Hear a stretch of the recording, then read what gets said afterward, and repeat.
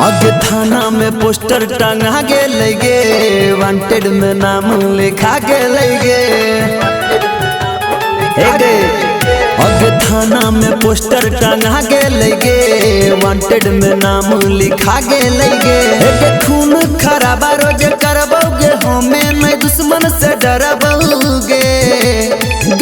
Murder हम करबो त करबोगे, भले इनकाउंटर में मरबोगे। मर्डर हम करबो त करबोगे, भले इनकाउंटर में मरबोगे।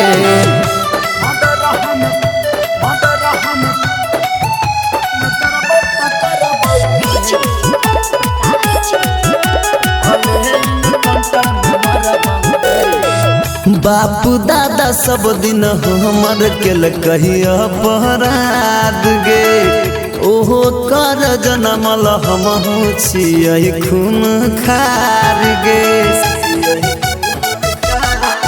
हाँ बापू दादा सब दिन हमर केल कहिया अपराध गे, ओहो कर जनमल हम छियै खून खार गे। करबो गुंडा गर्दी पुलिस के वर्दी की करतो हम देखबोगे। मर्डर हम करबो त करबोगे, भले इनकाउंटर में मरबोगे। मर्डर हम करबो त करबोगे, भले इनकाउंटर में मरबोगे।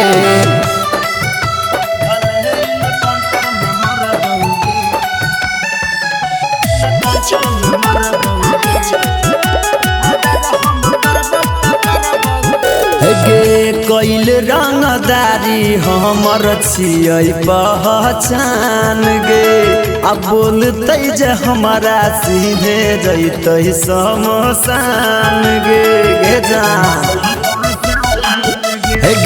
कैल रंगदारी हमर छियै पहचान गे, अब बोलते जे हमारा सीधे जैते शमशान गे। कृष्णा बेदर्दी विभीषण शशि केकरो न छोड़बोगे।